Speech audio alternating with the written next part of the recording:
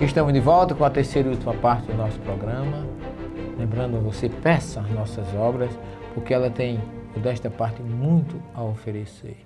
Lembrando a você que este humilde que vos fala não recebe, não usufrui do efeito material dessas obras. Eu sou professor universitário, graças a Deus, sou PhD, já estou praticamente no último nível de carreira, eu tenho, graças a Deus, a minha subsistência.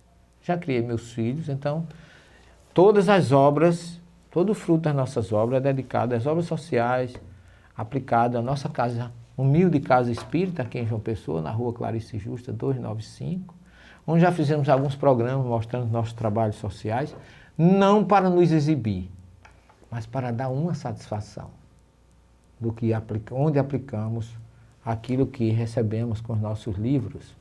Porque eu já recebi em programas de entrevista ao vivo, de rádio, alguém perguntando quanto eu ganhava com esse livro, porque as pessoas acham que o nosso interesse é ganhar dinheiro com essas obras. Não. E eu digo a você, convido qualquer um para vir todo sábado à Rua Clarice Justa, 295, aqui em João Pessoa, para observar onde nós aplicamos o que fazemos, as reformas que fazemos na nossa casa, todos fruto do trabalho da nossa humilde obra, o Sermão do Monte, a sublime e consoladora mensagem de Jesus, um livro que tem recebido ainda muita dificuldade de aceitação, porque nós mostramos conceitos racionais e diferentes nessa obra, e tem mexido com a cabeça de muita gente. Eu peço perdão e desculpa, o objetivo não é esse, é fazer você pensar, porque o Espírito Erasto diz na sua mensagem que é melhor negar a nova verdade do que aceitar uma mentira. Eu não estou impondo nada, você tem o direito de ler ou não aceitar. O que você não pode, como dizia Divaldo Franco agora, lá em Belém do Pará, conversando conosco, ele disse, professor, as pessoas podem não aceitar o que o senhor diz, agora o que ele não pode é ignorar. Ou então dizer que nunca souberam. Porque o que o senhor está trazendo é algo diferente, que as pessoas quase sempre não querem aceitar, mas isso deixa uma obrigação. Jesus disse que você é responsável por aquilo que você recebe. A cada um será dado ou cobrado segundo o que recebeu. Nós temos aqui a terceira, o Bereshit, que é uma obra traduzida diretamente do hebraico para o português, 1534 versículo do Gênesis. É fácil falar, difícil é fazer.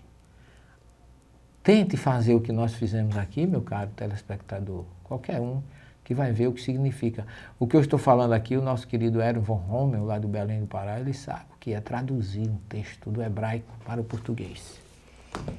E o Evangelho Cristianismo Primitivo, as raízes do Evangelho, que faz parte de uma tríade. Eu já lancei uma obra, que é essa, vou lançar outra agora, está perto de sair.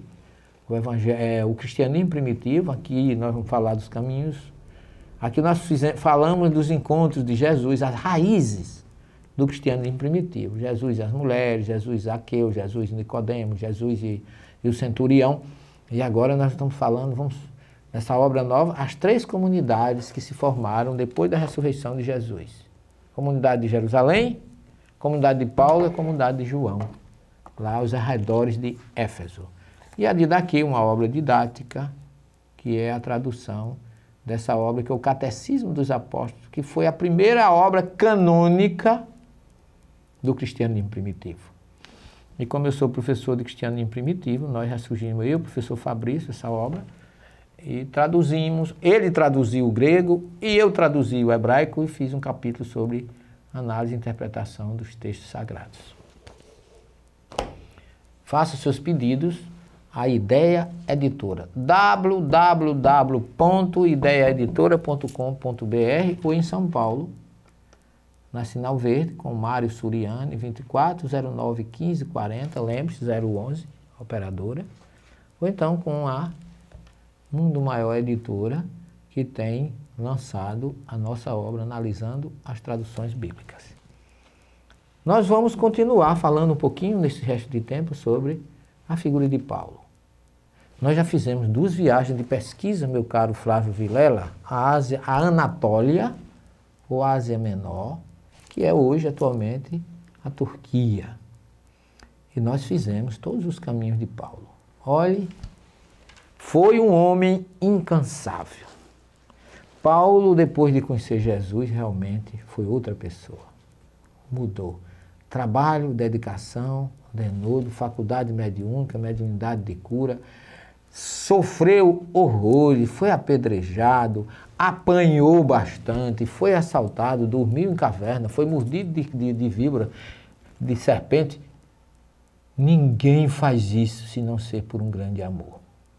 Então, primeiramente, meus humildes, irrefutáveis, meu incondicional respeito à figura de Saulo. Saul, primeiro nome do rei de Israel. A família colocou esse nome em homenagem a Saul, que nós chamamos de Saulo. Ele nasceu na cidade de Tarso, naquela época Cilícia, perto da Síria.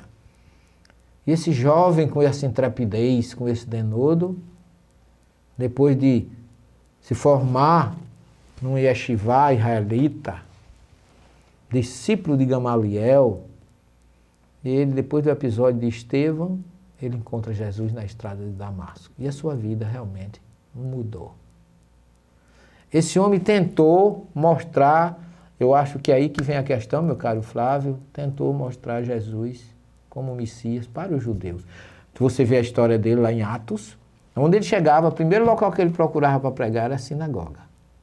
Só que começaram a sorrir da cara dele quando ele dizia que Jesus era o Messias anunciado. E ele lutou bastante. Até que lá em Coríntios, depois que ele discutiu com os filósofos da Grécia, ele rasgou o manto e disse, daqui para frente a culpa é de vocês. O que acontecer não é minha culpa. E não mais pegou Jesus Messias. Foi pregar para o não-judeu um Jesus Salvador. Só que, Flávio, não é um Salvador gratuito. A salvação vem através de Jesus pelo conhecimento do que ele ensinou, do que ele pregou e, sobretudo, pela vivência. Não é graciosamente que Deus nem Jesus é injusto. Senão ele não diria em Mateus 16, 27 que ele viria com seus anjos e dará a cada um conforme as suas obras. Jesus não pode dar a quem não amou. Jesus não pode aceitar como justiça aquele que agride o outro só porque não tem a sua religião. Aquele que ainda hoje faz diferenças entre os cristãos pela facção. Não se conhece o cristão pela religião, nem pela facção religiosa. Conhece-se pelo amor que ele dedica ao semelhante. Meus discípulos serão conhecidos por muitos se amarem. E é baseado nisso, na sua carta à cidade de Éfeso, os habitantes de Éfeso, que se criou essa salvação gratuita, que as pessoas, como querem levar vantagem, simpatizam e acham que Jesus aceita você nas fronteiras da sua obra espiritual, sem fazer nenhum esforço, sem amar aquele que lhe cerca e sem fazer pelo outro tudo aquilo que você gostaria que ele fizesse. Obrigado, Flávio, por nos levar a essas considerações. Perdoe-me a ênfase com que eu afirmo essas coisas, mas porque eu conheço um Jesus amor, fraternidade, um Jesus que nos ensina a perdoar não 7 vezes, mas 70 vezes, 7 vezes. Fique com ele no seu coração. Até o próximo programa e muita paz.